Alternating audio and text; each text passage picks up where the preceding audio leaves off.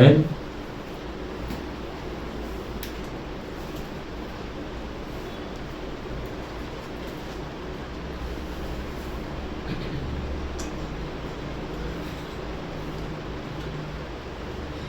செய்திக்கு ஆதாரமா ஏசாயாவின் தீர்க்கதரிசன புத்தகம் 48வது அதிகாரம்.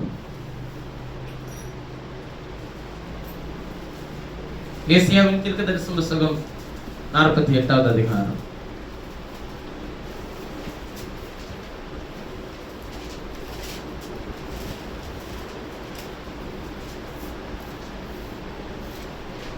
பதினோராவது வசனத்திலிருந்து 16வது வசனம் வரையிலும். என் நிமித்தமே அப்படி செய்வேன். என் நாமத்தின் பரிசுத்தம் எப்படி குலைக்கப்படலாம்? என் மகிமையை நான் வேறொருவருக்கும் கொடேன். என் நாமத்தின் பரிசுத்தம் எப்படி குலைக்கப்படலாம்? என் மகிமையை நான் வேறு ஒருவருக்கும் கொடேன். யாக்கோபே, நான் அழைத்திருக்கிற இஸ்ரவேலே, எனக்கு செவி கொடு. நான் அவரே, நான் முந்தினவரும் நான் பிந்தினவருமாமே. என் கரமே பூமியை அஸ்திபாரப்படுத்தி என் வலது கை வானங்களை அளவிட்டது. நான் அவைகளுக்கு கட்டளையிட அவைகள் அனைத்தும் நிற்கும். நீங்கள் எல்லாரும் கூடி வந்து கேளுங்கள். கர்த்தருக்கு பிரியமானவன் அவருக்கு சித்தமானதை பாபிலோனிலே செய்வான். அவன் புயம் கல்தேயரின், பாருங்க பைபிள் தெளிவா சொல்லிச்சு, கர்த்தருக்கு பிரியமானவன் அவருக்கு சித்தமானதை பாபிலோனிலே செய்வான். அவன் புயம் கல்தேயரின் மேல் இருக்கும் என்பதை இவர்களில் அறிவித்தவன் யார்? நானே அதை சொன்னேன். நான் அவனை அழைத்தேன். நான் அதை சொன்னேன். நானே அதை சொன்னேன். நான் அவனை அழைத்தேன். நான் அவனை வரப்பண்ணினேன். அவன் வழி வாய்க்கும். நீங்கள் என் சமீபத்தில் வந்து நான் சொல்வதை கேளுங்கள். நான் ஆதி முதற்கொண்டு மறைமுகமாக பேசவில்லை. அது உண்டான காலம் துவக்கி அங்கே நான் இருந்தேன். இப்பொழுதோ கர்த்தராகிய ஆண்டவரும் அவருடைய ஆவியும் என்னை அனுப்புகிறார். போதும். இந்த நல்ல அற்புதமான காலை நேரத்தில் நான் பேசும்படி எடுத்துக்கொண்ட என்னுடைய மைய பொருள், அவன் வழி வாய்க்கும் என்கிற மைய பொருளை கொண்டு உங்களோடு பேச நான் விரும்புகிறேன். அவன் வழி வாய்க்கும். வேதம் சொல்லுகிறது, சங்கீதக்காரனாகிய தாவீது தன்னுடைய சங்கீதத்தின் முதல் பகுதியில் எழுதும் போதே சொல்லுகிறார், துன்மார்க்கனுடைய ஆலோசனை நடவாமலும் பாவிகளுடைய வழியில் இல்லாமலும் பரியாசக்காரர் உட்காரும் இடத்தில் உட்காராமலும் கர்த்தருடைய வேதத்தில் இரவும் பகலும் தியானமாய் இருக்கிற மனுஷன் பாக்கியவான். அவன் நீர்க்கால்கள் ஓரமாய் நடப்பட்டு தன் காலத்தில் தன் கனியை தந்து இலை உதிராது இருக்கிற மரத்தை போல இருப்பான். அவன் செய்வதெல்லாம் வாய்க்கும். அவன் வழி வாய்க்க வேண்டுமானால் முதலாவது யாருடைய வழி வாய்க்கும் என்பதை தான் நாம் அறிந்து கொண்டு அதன் பிறகு யார் நம்முடைய வழி வாய்க்குமா இல்லையா என்பதை குறித்து நாம் தியானிப்போம். இன்று அநேகருக்கு கர்த்தருடைய சமூகத்திலே கூடி வரும்போது தேவனுடைய சமூகம் இப்படியெல்லாம் இருக்க வேண்டும் என்கிற ஒரு பொதுவான ஒரு பார்வை ஜனங்களுக்குள்ளே இருக்கிறது. எப்படி இருக்க வேண்டும் என்பதை சொல்லுகிறார்கள் என்றால், இப்படி உடை உடுத்தி இருக்க வேண்டும், இப்படி எல்லாம் நடத்த வேண்டும், அப்புறம் கொஞ்சம் செய்தியை என்ன பண்ணணுங்க, பிரசங்கிக்கணும் என்று ஒரு கூட்டம். சில நேரத்தில் செய்தியை கூட பிரசங்கிக்காமல் போனாலும் பாடலோடு கூட நிறுத்தி விட்டாலும் சந்தோஷம் தான். ரெண்டு விஷயத்தை நீங்கள் விலகிக் கொள்ள வேண்டும். ஆராதனை என்பது பாடல் ஆராதனை, செய்தி ஆராதனை என்று தனித்தனி ஆராதனைகள் அல்ல. ஆராதனை என்பது கர்த்தருடைய வார்த்தையை கேட்கிறதற்கு வருகிறது தான் ஆராதனையே. உங்களுக்கு புரியும்படிக்கு நான் பழைய ஏற்பாட்டில் எழுதப்பட்ட விஷயத்தை நான் உங்களுக்கு நினைவுபடுத்துகிறேன். இன்று நடக்கிறது போல பழைய ஏற்பாட்டில் ஆராதனை நடத்தவே இல்லை. ஆராதனை என்பது எப்படி இருக்கும் என்றால், அவர்கள் காலையிலே எந்த வீட்டில எந்த வேலையும் செய்யாமல், அதான் பிரதர் நாங்களும் செய்யறதே இல்லை, அதாவது எந்த வேலையும் செய்யாமன்னா என்னன்னா, அன்றைக்கு ஓய்வு நாளை அனுசரிக்கும் போது சொந்த பேச்சை பேசக்கூடாது, சொந்த வேலையை செய்யக்கூடாது, வீட்டுல என்ன பண்ணக்கூடாதுங்க, அடுப்பு பத்த வைக்கக்கூடாது. ஏன்னா ஞாயிற்றுக்கிழமைக்கு தேவையானதை, அதாவது ஓய்வு நாளைக்கு தேவையானதை, ஞாயிற்றுக்கிழமைன்னு நான் சொல்றேன்னு நினைச்சுக்க வேண்டாம், ஓய்வு நாளைக்கு தேவையானதை கர்த்தர் 6வது நாளிலே தந்துருவார். சேர்த்து வச்சுக்கணும். 7வது நாள் யாருக்குரியது? கர்த்தருக்குரியது. இப்ப நமக்கு ஓய்வு நாளை நாம் ஞாயிற்றுக்கிழமை அனுசரிக்கிறோம்னு வச்சுக்கோ. ஏன் சனிக்கிழமை அனுசரிக்க கூடாது? தாராளமா அனுசரிக்கலாம். ஞாயிற்றுக்கிழமை, சனிக்கிழமை, திங்கட்கிழமை, செவ்வாய்க்கிழமை, எந்த கிழமை நமக்கு பிரச்சனை இல்லை. நாம் தேவனை ஆராதிக்க வரும்போது பழைய ஏற்பாட்டில் எப்படி ஆராதித்துக் கொண்டிருந்தார்கள் என்றால், அவர்கள் நின்றபடி கர்த்தருடைய வசனத்தை கேட்பார்கள். அவ்வளவுதான் ஆராதனை. அது எப்பொழுதிலிருந்து எதுவரையிலும் நடக்கும்னா, காலையிலிருந்து சாயங்காலம் வரையிலும். பாடல் கிடையாது, கூச்சல் கிடையாது, எந்த இன்ஸ்ட்ருமெண்ட்டும் கிடையாது, எதுவும் கிடையாது. அதான் கர்த்தருடைய ஆராதனை. இப்ப நாம ஏன் கர்த்தருடைய சமூகத்திலே கூடி வரும்போது சில விஷயத்தை ஒரு ஆர்டர் வைஸ் செய்யறோம்? ஏனால் நம்முடைய தேவன் சகலத்தையும் நல்லொழுக்கமும் கிரமமாய், கிரமம்னா என்னங்க? கிரமம்னா என்னங்க? வரிசைப்படுத்துதல், ஆர்டர் வைஸ் செய்யறது. சகலத்தையும் நல்லொழுக்கமும் கிரமமாய் செய்வார். மனுஷனை படைச்சிட்டு எல்லாத்தையும் படைச்சாரா? எல்லாத்தையும் படைச்சிட்டு மனுஷனை படைச்சாரா? ஏன் எல்லாத்தையும் படைச்சிட்டு மனுஷனை படைச்சாரு? மனுஷனை உண்டாக்கின பிறகு அவனுக்கு காத்து தேவை, அவனுக்கு தண்ணி தேவை, அவனுக்கு போஜனம் தேவை, அவனுக்கு இது வெளிச்சம் தேவை, இப்படின்னு படைக்கல. மனுஷனுக்கு என்னெல்லாம் தேவையோ அது எல்லாத்தையும் முதல்ல படைச்சிட்டு அதன் பிறகு மனுஷனை வைக்கிற. அப்ப நம் நினைக்கிறது எப்படின்னா, நமக்கு தேவையானதை கர்த்தர் ஏன் இன்னும் சந்திக்கல அப்படின்னு நினைப்போம். தேவையானது எல்லாவற்றையும் படைத்த பிறகுதான் நம்மளையே கர்த்தர் இந்த பூமிக்கு என்ன பண்றாருங்க, கொண்டு வந்தார். அப்பனா தேவை இனிமே சந்திக்கப்பட போகிறது இல்ல, தேவை நமக்கு முன்னதாகவே என்ன பண்ணப்பட்ட ஆயிடுச்சுங்க, ஆயத்தம் பண்ணப்பட்டாச்சு. அந்த நாளுக்காக நாம் பிரயாணப்பட்டு இருக்கோம். அவ்வளவுதான். அதான் உண்மையும் கூட. தேவன் எல்லாவற்றையும் சகலமும் நல்லொழுக்கமும் கிரமமாய் செய்கிறார். அப்படி இருக்கும்போது நாம் முதலாவது வந்த உடனே ஒரு முதல் ஜெபத்தை எடுக்கிறோம். அது எதுக்குன்னா ஒருநிலைப்படுத்த. நம்ம கர்த்தருடைய சமூகத்துக்கு கூடி வந்திருக்கிறோம். இந்த நேரத்தை தந்ததுக்கு நன்றி. இந்த கூட்டத்தை கர்த்தர் முழுசும் பொறுப்படுத்த நடத்தணும்னு சொல்லி வைக்கிறோம். அப்புறம் பாடல்களை பாடுகிறோம். அது 2 பாட்டு பாடணும், 3 பாட்டு பாடணும் விதி எதுலயும் எழுதப்படல. 10 பாட்டுனாலும் பாடு,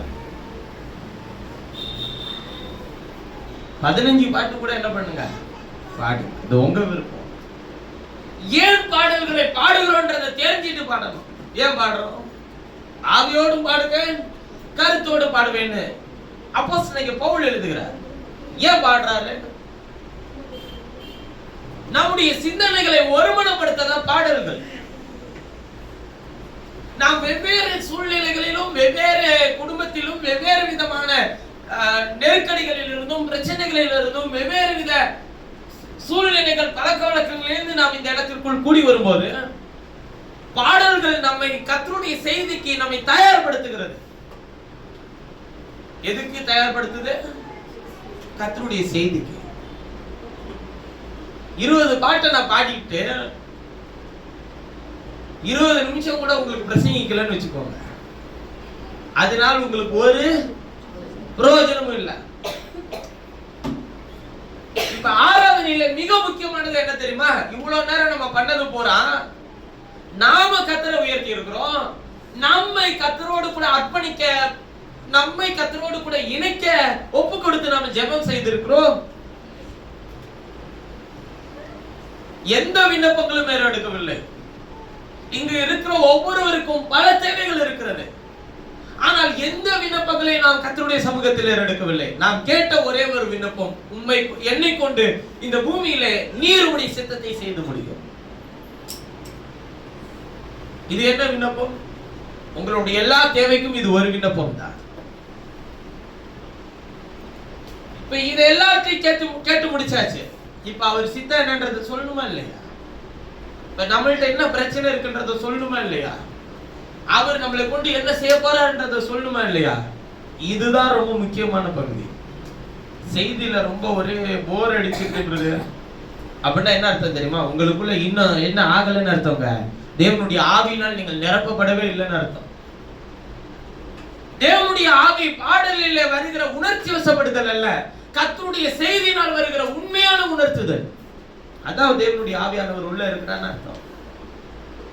பாட்டை நல்லா கையை தட்டி பாடி உற்சாகமா விட்டு குதிச்சு பாடு போட்டு எல்லாம் பண்ணி செய்தியில என்ன பண்ணிடுவாங்க? தூங்கிடுவாங்க.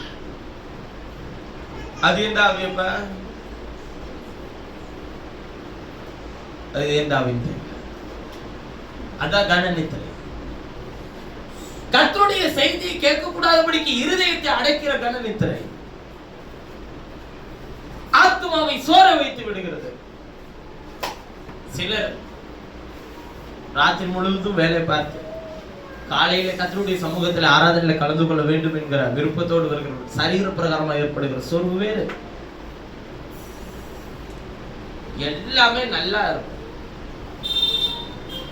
வரும்போது நம்முடைய பிரச்சனை எல்லாத்தையும் தலையில தூக்கி வச்சுட்டு வந்தாக்க கர்த்தருடைய சமூகத்தில் அதை இறக்கி வச்சோடனே நமக்கு ஒரு சோர்வு வந்துடும். அதுக்காக செய்தியை நான் சாயங்காலம் வரையும் பிரசங்கிக்க முடியுமா? எல்லாத்தையும் இறக்கிட்டேன். என்ன பேசுறாருன்றதை கேட்டுட்டு போங்க. அதுதான் அடுத்த ஒரு வாரத்துக்கு ஆகாரமே. அதான் டெய்லி ஒரு வேலை, ஒரு நாளைக்கு 3 வேலையில இருந்து 4 வேலை சாப்பிடணும். சரீரத்துக்கு தேவையான ஆகாரம், ஆத்மாவுக்கு தேவையான ஆகாரம் வாரத்துக்கு ஒரு முறை தான். அதுக்கு மேல ஏதாச்சும் கூட்டங்கள் ஏதாச்சும் நடத்தணும்னா நேரம் இருக்க மாட்டேங்குது நமக்கு இல்லையா? அப்ப இந்த மாதிரி ஒரு வடிவத்தை இந்த ஆவிக்குரிய சபைகள் உருவாக்கி கொண்டு வருது. எப்படின்னு கேட்டீங்கன்னா, செய்தியை விட பாட்டு நிறைய இருக்கும். பாட்டை விட செய்தி நிறைய எடுக்கும். ஏன் கேட்டா அதுதான் கர்த்தருடைய வசனம் தான் உங்களுடைய வாழ்க்கையில் என்ன பண்ணுங்க. பாடல்லையும் வசனம் தானே இருக்கு. ஐயா பாடல், நான் திரும்பவும் சொல்லுகிறேன், கர்த்தருடைய செய்திக்கு உங்களை தயார்படுத்துகிறதுக்கு தான் பாடல். பாடல் ஆராதனை என்பது கர்த்தருடைய வசனம் என்ன வெளிப்பட போகிறதோ அதற்கு நம்ம ஒப்பு கொடுத்து நம்ம ரெடி பண்றதுதான் கர்த்தருடைய பாடல். அப்ப அதுல கர்த்தருடைய வசனத்தை கொண்டு பாட்டு பாடாம அப்புறம் வேற ஏதாவது பொதுவான அது பூரா இப்ப பூரா கவிதை நடையா மாறிடுச்சு. அது வேற விஷயம். சரி பாருங்க, வேதம் என்ன சொல்லுகிறது? இந்த மனுஷர்களை பிரியப்படுத்துகிற ஒரு ஆராதனை செய்ய எனக்கு விருப்பம் இல்லை. அதே நேரத்தில் அதை ஒழுங்காய் செய்யாமல் தாறுமாறாய் செய்யவும் எனக்கு விருப்பம் இல்லை. வேதம் சொல்லுகிறது, ஏசாயா 48 வாசிக்கும் போது 11ஆம் வசனத்தை வாசிக்கும் போது சொல்லுகிறார், என் நிமித்தமே அப்படி செய்வேன், என் நாமத்தின் பரிசுத்தம் எப்படி குலைக்கப்படலாம்,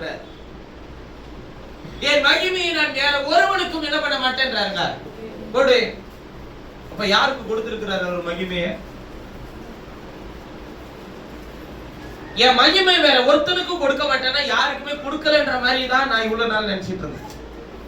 ஆனா வேற ஒருவனுக்கு கொடுக்க மாட்டேன்னு சொல்ற ஆண்டவர் தம்முடைய மகிமையை ஒருவனுக்கு கொடுத்திருக்கிறார். அவனை எங்க இருந்து கர்த்தர் சூஸ் பண்ணி தெரிஞ்சிட்டு, அதாவது அவனை எங்க இருந்து அவனை கொண்டு வராரோ அவனுக்கு நான் தரேன். ஆனா வேற ஒருத்தனுக்கு நான் கொடுக்க மாட்டேன். யாருக்கு கொடுக்கிறாருன்றத நம்ம தெரிஞ்சுக்கணும். இப்ப நம்ம இவ்வளவு நேரம் வாசிச்சதெல்லாம் விட்டுட்டு நம்ம கொஞ்சம் முன்னாடி போய்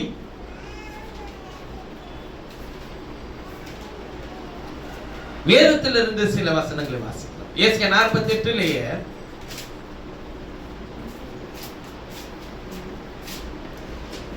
6ஆவது வசனத்திலிருந்து வாசிக்கலாம். அவைகளை கேள்விப்பட்டபடி கேள்விப்பட்டாயே அவைகளை எல்லாம் பார். அவைகளை எல்லாம் பார். அதாவது விக்கிரகத்தை சொல்றார், சரிங்களா? விக்கிரகத்தை சொல்றார், அவைகளை எல்லாம் பார். இப்பொழுதும் நீங்களும் அவைகளை அறிவிக்கலாம் அல்லவா? அவைகளை அறிவிக்கலாம் அல்லவா? இப்பொழுது நீங்களும் அவைகளை அறிவிக்கலாம் அல்லவா? இது முதல் புதியவைகளானவைகளையும் நீ அறியாத மறைபொருளானவைகளையும். அதாவது இந்த 6வது வசனம் தான் இந்த ஒட்டுமொத்தமா இந்த அதிகாரத்தை ரெண்டா பிரிக்கிறதே. இதுக்கு முன்னாடி என்ன எழுதி இருக்கின்றத கொஞ்சம் நான் வாசிக்கிறேன், நீங்க கொஞ்சம் கவனமா கேளுங்க. இஸ்ரவேல் என்னும் பெயர் பெற்று யூதாவின் நீரூற்றிலிருந்து சுரந்தவர்களும் கர்த்தருடைய நாமத்தின் மேல் ஆணையிட்டு உண்மை நீதியும் அல்லாமல் இஸ்ரவேலின் தேவனை அறிக்கையிடுகிறவர்களுமான யாக்கோபின் வம்சத்தாரை கேளுங்கன்றார். எங்க இருந்து சுரந்தவர்களா? யூதாவின் நீரூற்றிலிருந்து சுரந்தவர்கள். யூதாவின் நீரூற்று யார்? கர்த்தராகிய இயேசு. அந்த ஜீவ தண்ணீரில் இருந்து பிறந்தவர்களே கேளுங்க. இப்போ உங்களை பத்தி தான் பேசுறேன். அவர்கள் தங்களை பரிசுத்த நகரத்தார் என்று சொல்லி சேனைகளின் கர்த்தரின் நாமமுள்ள இஸ்ரவேலின் தேவன் மேல் பற்றுதலாய் இருக்கிறார்கள். சரிதான். பூர்வ காலத்தில் நடந்தவைகளை ஆதி முதல் அறிவித்தேன். அவைகளின் வாயிலிருந்து பிறந்தன, அவைகளை வெளிப்படுத்தினேன், அவைகளை சடுதியாய் செய்தேன், அவைகள் நடந்தன. நீ கடினம் உள்ளவன் என்றும் உன் பிடரின் நரம்பு இரும்பு என்றும் உன் நெற்றி வெண்கலம் என்றும் அறிந்திருக்கிறேன். ஆகையால் என் விக்கிரகம் அவைகளை செய்தது என்றும் நான் செய்த சுரூபமும் நான் வார்ப்பித்த விக்கிரகமும் அவைகளை கட்டளையிட்டது என்றும் நீ சொல்லாதபடிக்கு நான் அவைகளை முன்னமே உனக்கு அறிவித்து அவைகள் வராததற்கு முன்னே உனக்கு வெளிப்படுத்தினேன். எதெல்லாம் சொல்றாரு? என்னை விட்டுட்டு நீ வார்ப்பித்த ஒரு விக்கிரகம் இதை செய்தது என்று நீ சொல்லாதபடிக்கு நான் பூர்வ காலம் முதற்கொண்டு நான் பேசிட்டு வரதான் நான் இதெல்லாம் உனக்கு வெளிப்படுத்திட்டு வரேன். யார்கிட்ட சொல்றாரு? யூதாவின் நீரூற்றில் இருந்து சுரந்தவர்கள்ட்ட சொல்லிட்டு வர. ஏன்னா இவன் விக்கிரகத்தை உண்டாக்கி இவன் நெற்றியை வெண்கலமாக்கி இவனை கடினம் உள்ளவனா மாற்றிக்கிட்டு இவனுடைய பிடரியோட நரம்பு இரும்பாக்கி யார இப்ப சொல்றாங்க? இது எல்லாத்தையும் செய்துட்டு இருக்கிறது நான் வார்ப்பித்த விக்கிரகம் தான், நான் செய்த சுரூபம் தான், நான் வார்ப்பித்த விக்கிரகமும் எனக்கு கட்டளையிட்டது என்று நீ சொல்லாதபடிக்கு நான் அவைகளை முன்னமே உனக்கு அறிவித்து அவைகள் வராததற்கு முன்னே உனக்கு வெளிப்படுத்தினேன். இதெல்லாம் செய்யறவனுக்கும் நமக்கு என்ன இருக்கு? ஒரு வித்தியாசம் வேணும்ன்றதுதான் ஆண்டவர் சொல்றாரு. 6வது வசனத்துல சொல்றாரு, அவைகளை கேள்விப்பட்டாயே, அவைகளை எல்லாம் பார். இப்பொழுது நீங்களும் அவைகளை அறிவிக்கலாம் அல்லவா? ஆதி முதல் இது முதல் புதியவைகளானவைகளையும் நீ அறியாத மறைபொருள்களையும் உனக்கு தெரிவிக்கிறேன். அவைகள் ஆதி முதற்கொண்டு அல்ல, இப்பொழுதே உண்டாக்கப்பட்டன. இதோ அவைகளை அறிவேன் என்று சொல்லாதபடிக்கு இந்நாட்களுக்கு முன்னே நீ அவைகளை என்ன பண்றதில்லை? கேள்விப்படுறதில்லை. நீ கேள்விப்படவும் இல்லை, அறியவும் இல்லை, ஆதி முதல் செவி திறந்திருக்கவும் இல்லை. நீ துரோகம் பண்ணுவாய் என்பதையும் தாயின் கற்பம் தொடங்கி நீ மீறுகிறவன் என்று பெயர் பெற்றதையும் என்ன பண்ணி இருக்கிறேன்றாருங்க? நான் அறிந்திருக்கிறேன். என் நாமத்தின் நிமித்தம் என் கோபத்தை நிறுத்தி வைத்தேன். உன்னை சங்கரிக்காதபடிக்கு நான் என் புகழ்ச்சி நிமித்தம் உண்மையில் என்னவா இருப்பேன்? பொறுமையா இருப்பேன். இதோ உன்னை புடமிட்டேன், ஆனாலும் வெளியே போல அல்ல. உபத்திரவத்தின் குகையிலே உன்னை தெரிந்து கொண்டேன். என் நிமித்தமே அப்படி செய்வேன். அதான் நம்ம விஷயத்துக்கு வரும். அவைகளை சொல்றாருல்ல, அவைகளை நீங்க முன்னமே அறிந்திருக்கணும், அவைகளை நீங்கள் சொன்னால் என்ன, அவைகளை குறித்து நீங்கள் பேசினால் என்ன, அப்படிலாம் பேசிட்டு வர்றாருல்ல. அவைகள்னா என்ன? இஸ்ரவேல் என்னும் பெயர் பெற்று யூதாவின் நீரூற்றில் இருந்து சுரந்தவர்கள் யார குறிச்சு இப்ப பேசுறதே இல்லைன்றாரு. உன்னை எங்க இருந்து சுரக்க பண்ணியிருக்கிறேன், உன்னை எங்க இருந்து நான் கொண்டு வந்திருக்கிறேன், நான் எங்க இருந்து உன்னை தெரிஞ்செடுத்திருக்கிறேன், உன்னை எப்படி நான் நடத்திட்டு இருக்கிறேன், இத பத்தி எல்லாம் பேசுறது இல்ல. அதெல்லாம் விட்டுட்டு நான் என்னுடைய விக்கிரகமும் இதை செய்தது என்றும் நான் செய்த சுரூபமும் நான் வார்ப்பித்த விக்கிரமும் அவைகளை கட்டளையிட்டது என்றும் நீ சொல்லாதபடிக்கின்ற. அப்ப இங்க ஒரு பெரிய கூட்டம் அதை சொல்லுது. என்னுடைய விக்கிரகம்ன்றது ரெண்டு நிலையில் வேதம் அழைக்கிறது. ஒன்று, தேவனுக்கு நிகராக இந்த உலகத்தில் யாரெல்லாம் கொண்டு போய் நிறுத்துகிறீர்களோ அது எல்லாவற்றையும் கர்த்தருடைய வார்த்தை சொல்லுகிறது, அது விக்கிரகம். இன்னொன்றை குறித்தும் விக்கிரகம் சொல்லுது, பொருளாசை. இந்த பொருளாசைன்னு சொல்லும்போது அதுல எதை மட்டும்தான் நம்ம வைக்கிறோம்னு கேட்டீங்கன்னா, இப்ப நம்ம ஒரு பொருள் வாங்குறோம்னு வச்சுக்கோங்க, அது எல்லாத்தையும் என்ன பண்றோம்னா அதெல்லாம் விக்கிரகம் நம்ம சொல்லிடுவோம். இப்ப நமக்கு தேவையானது வாங்குறது கூட ஒரு பொருள் தான். எனக்கு தேவை ஒரு ஃபேன் வாங்கணும்னா அது விக்கிரகமா? எனக்கு தேவை நான் ஒரு வண்டி வாங்குறேன்னா அது ஒரு விக்கிரகமா? பொருளாசை என்னும் விக்கிரகம் என்ன? விக்கிரகம் என்றால் வழி நடத்தக்கூடியது. இது என்னை பாதுகாக்கும், இது என்னோடு கூட இருக்கிறவர்களும் எனக்கு ஒரு பிரச்சனையும் இல்லை, இது எனக்கு இருந்தால் எனக்கு மதிப்பு கூடும், என் வீட்டில் இந்த பொருள் இருந்தால் என்னுடைய தரம் உயர்த்தப்பட்டு இருக்கிறது. அப்படி ஏதாச்சும் ஒண்ணு சொல்ல முடியுமா உங்களால? அதுதான் பொருளாசை என்னும் விக்கிரகம். முன்னாடி எல்லார் வீட்லயும் ஃப்ரிட்ஜ் இருக்கிறதெல்லாம் ரொம்ப கஷ்டம். பாத்திரத்துல தண்ணி பிடிச்சி வச்சு இந்த வெயில் காலம் வந்துச்சுன்னா ரொம்ப எறும்பு தொல்லை தாங்க முடியாத பாத்திரத்துல தண்ணி பிடிச்சி வச்சு அதுக்கு நடுவில் ஒரு பாத்திரத்தை வச்சு அது மேல பொருள்களை வச்சுட்டு வரும், உணவு பதார்த்தங்களை. ஏன்னு கேட்டா எறும்பு ஏறிடக்கூடாது. அப்புறம் ஃப்ரிட்ஜ் வச்சிருக்கிறவங்க எல்லாம் பார்த்து, பரவாயில்லங்க நீங்களா ஃப்ரிட்ஜ் வச்சு. இப்ப எல்லார் வீட்டுல என்ன இருக்கு? ஒரு காலத்துல டிவிய இன்னொருத்தவங்க வீட்டுல போய் உட்காந்து பார்ப்போம், பொதுவான ஒரு இடத்துல இருக்கும். அதன் பிறகு இப்ப டிவி எல்லாம் யாருமே மதிக்கிறதே இல்லை. எல்லார் கையிலும் என்ன வந்துருச்சு? போன் வந்துருச்சு. முன்பு ஒரு காலத்துல ஏசி போட்டோம்னா ஏதோ பணக்காரங்க வீட்டுல தான் போறாங்க. இப்ப எல்லார் வீட்லயும் இல்லைன்னா உயிர் வாழ முடியாதுன்ற அளவுக்கு உஷ்ணம் அதிகமாயிருச்சு, நம்மளுடைய உடல் அமைப்பு மாறி போயிடுச்சு. அதனால இப்ப எந்த வீடுலாம் முக்கியம் இல்லை, எந்த வீட்லயும் என்ன பண்ணிக்கலாம், போட்டுக்கலாம், தப்பு இல்லை. இப்ப அதை வச்சு நம்முடைய தரம் கூடுதா? அப்படி நீங்க நினைச்சீங்கன்னா அது தவறு. உங்களுக்கு தேவைன்னா வாங்கிக்கோங்க. தேவன் உங்களுக்கு கொடுத்தால் ஆசீர்வதித்தால் நீங்கள் சந்தோஷமா அனுபவிங்க. ஆனால் அதை வச்சு நீங்க யாரையும் என்ன பண்ண கூடாதுங்க, தரத்தை மதிப்பிடாது. பரவாயில்ல, உங்க வீட்டுல உள்ள வருமானம் வேற, நம்ம வீட்டுல இருக்கிற ஏன் உங்கள்ட்ட இருக்கிறத வைத்து கர்த்தர் உங்களை ஆசீர்வதிக்க வல்லவரா இருக்கிறார் என்கிற விசுவாசையே வரல. யாரையும் யாரோட தரத்தை மதிப்பிடாதுங்க. அதுதான் அந்த பொருளாசை உண்டாக்கக்கூடிய விக்கிரகம். நான் ஒரு சகோதரனா, ஒரு ஊழியனா உங்களுக்கு ஒரு நல்ல ஒரு ஆலோசனை சொல்லுங்க. ஒரு காரியத்தை செய்கிறதுக்கு முன்பு நல்ல யோசனை பண்ணி செய்யுங்கள். அதே நேரத்தில் தரமில்லாத விஷயங்களுக்கு முக்கியத்துவம் கொடுக்காதீர்கள். அதாவது என்னன்னு கேட்டீங்கன்னா, நான் எதை சொல்ல வரேன்னா, என் வீட்லயும் ஒண்ணு இருக்கணுமே அப்படின்றதுக்காக ஒண்ணு செய்யாதீங்க. எதையாச்சும் ஒண்ணு எங்கேயாச்சும் உடஞ்சது கிடைஞ்சது எவனோ இது பண்ணது அதெல்லாம் தூக்கிட்டு வந்து தேவனுடைய பிள்ளைங்க வீட்டுல அந்த விஷயமே வேண்டாம். எல்லாத்தையும் புதுசாவே எல்லா காரியத்தையும் நேர்த்தியா செய்யுங்க.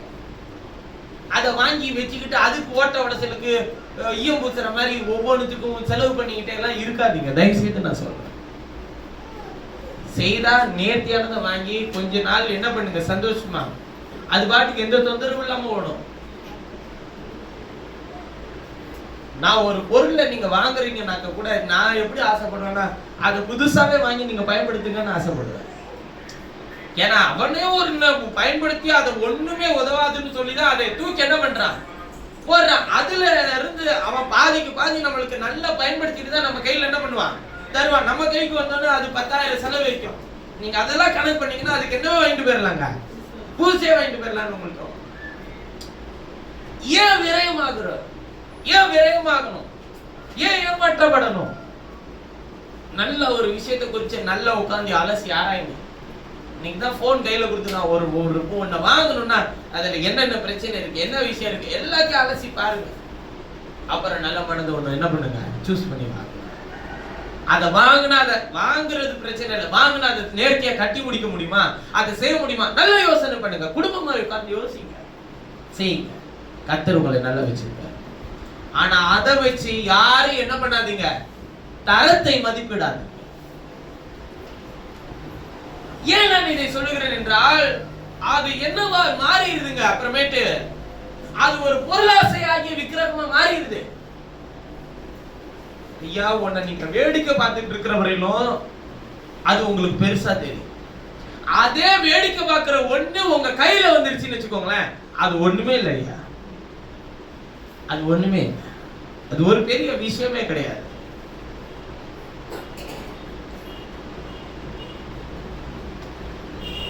ரொம்ப நாட்களாக நான் ஊழியத்துக்கு வந்த பிறகும் கூட இங்க இருந்து நான் ட்ரைனிங் சென்டர் போனேன்னா, மதியான வெயில்ல எல்லாம் நான் ட்ரைனிங் சென்டர் போனேன்னா சில நேரத்தில் நடந்தே போன நாட்கள்லாம் உண்டு. எங்க அப்பா வழிமறிச்சு யாரையாச்சும் வழிமறிச்சு கொஞ்சம் கொண்டு போய் அங்க இறக்கி விட்டுருங்க, ஒரு ஆள் வண்டியில் ஏற மாட்டேன், கூட்டிட்டு போய் விட்டாக்க போக என்னை கூட்டிட்டு போய் விடுங்க, இல்ல அங்க இருந்து கூட்டு வர்றதுக்கு வண்டி வாங்கிட்டு என்ன என்ன பண்ணுங்க கூட்டிட்டு வந்து விடுங்க, யாரோடதுலயும் வர மாட்டேன். நம்ம பிள்ளைங்க யாராச்சும் வந்து ஏத்திட்டு வந்தா ஓகே, நான் யாரையுமே நிறுத்தி வந்து வர மாட்டேன்.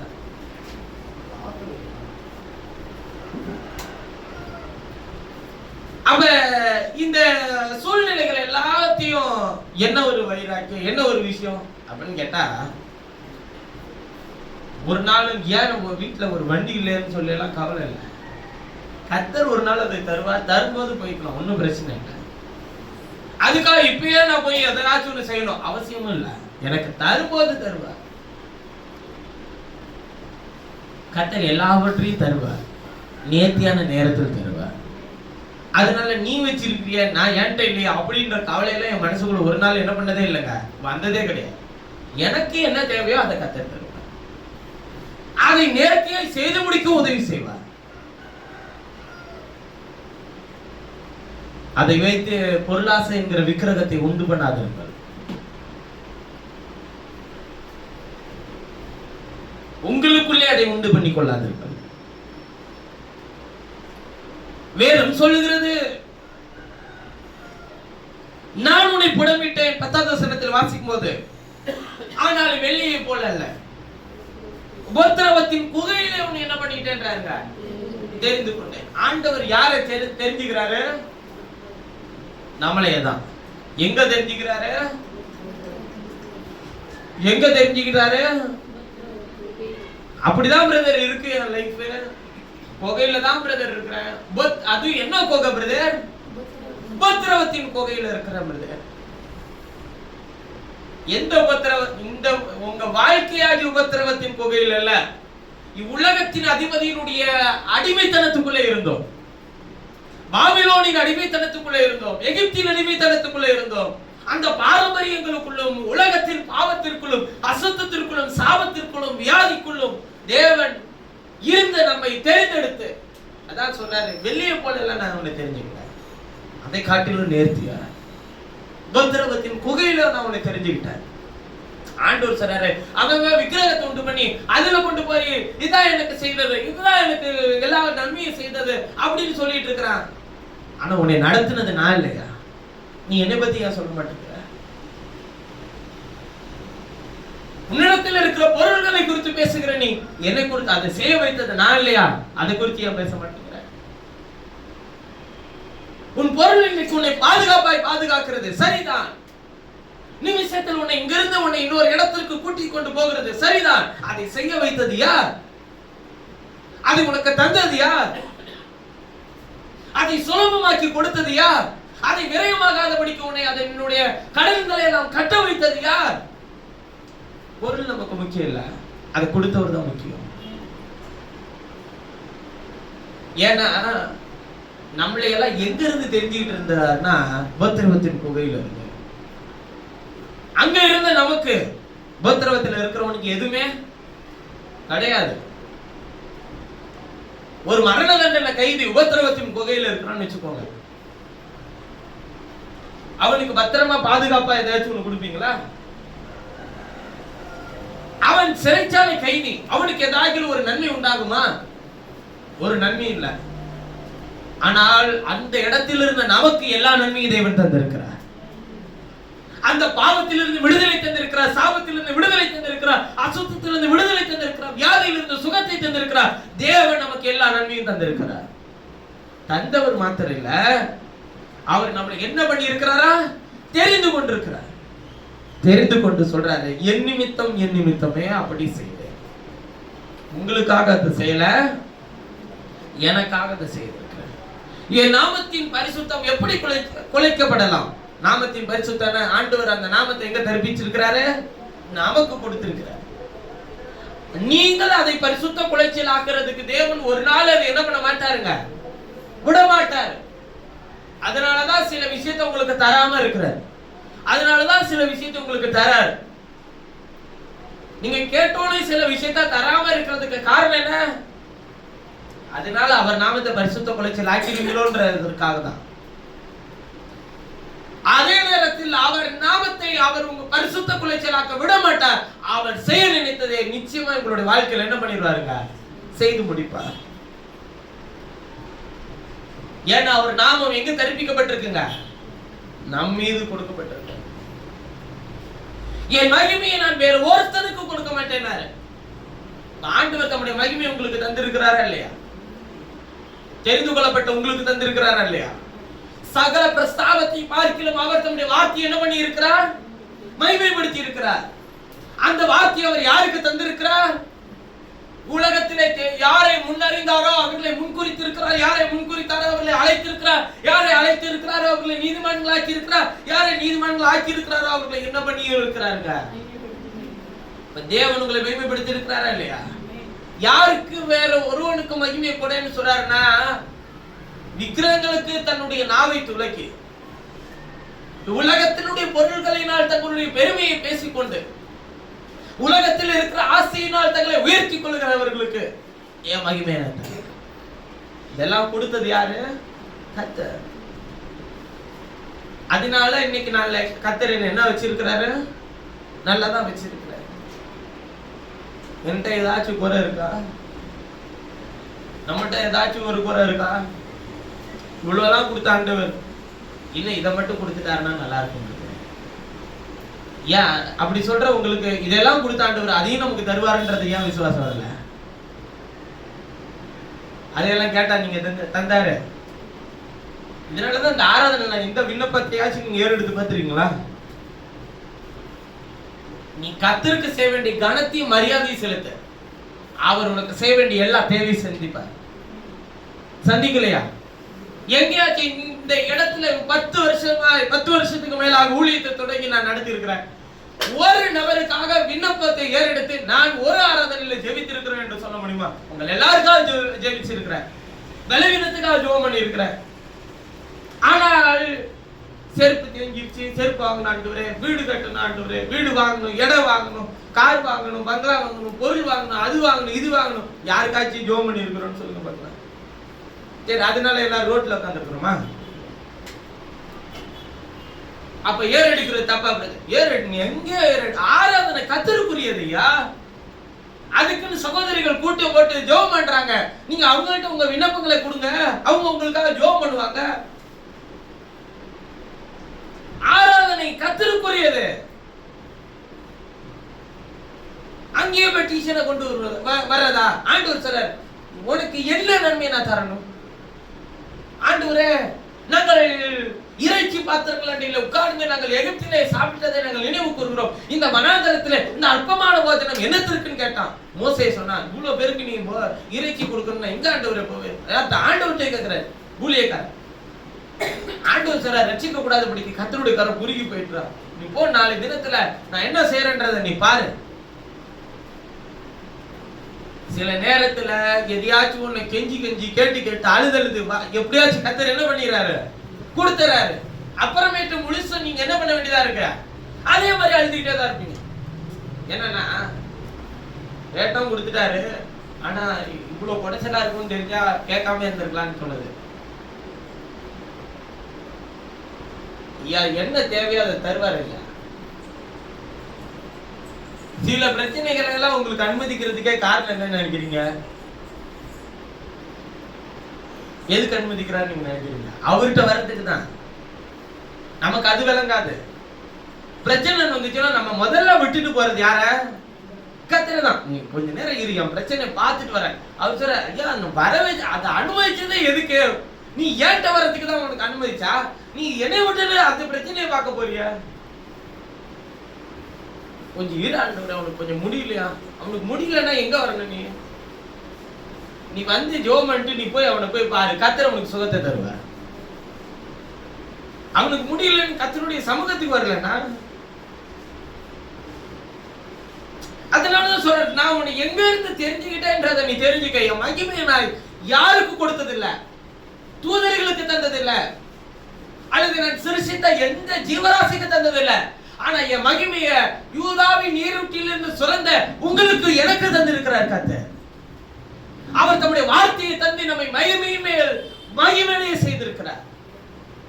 2 கொரிந்தியர் புத்தகம் 3ஆம் அதிகாரம் 17ஆவது வசனத்தை வாசி. 2 கொரிந்தியர் 3:17.